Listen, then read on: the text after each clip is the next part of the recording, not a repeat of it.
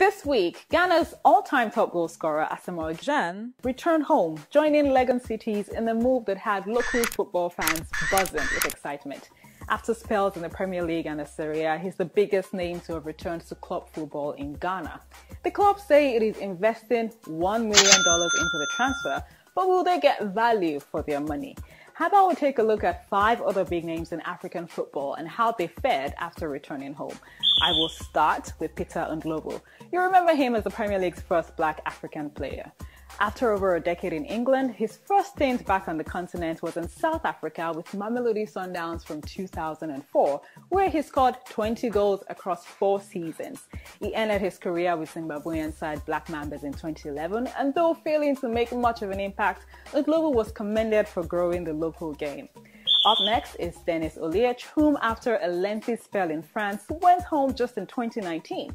He signed a 2-year deal with Kenyan Premier League giants Gor Mahia, which instantly made him the best paid player in the country, earning over $2,000 per month.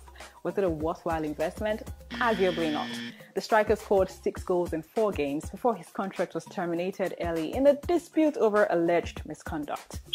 Alhassan Hussein Abdelhamed, popularly known as Mido. I bet you remember him from that impressive stint at Tottenham Hotspur in 2005.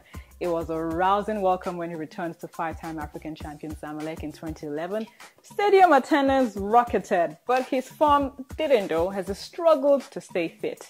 During the course of the whole year, he played just 3 games, scoring twice. Now, Rasheed Ibrahim is a very familiar name. The former African Footballer of the Year had a career that spanned more than 2 decades. In 2003, aged 39, he returned to the Nigerian Premier League with Julius Berger FC and later on Gateway United FC. His return was heralded for the buzz it will bring to the Nigerian game. And Ibrahim, one of Africa's greatest ever strikers, duly delivered. Despite his age, he played 26 games, scoring 7 goals. Finally, Denny McCarthy. After a 14-year spell in Europe where he won the Champions League, the African striker ended back home with Orlando Pirates. This was a huge success. In his first season back in 2012, he won 4 trophies, including the league title.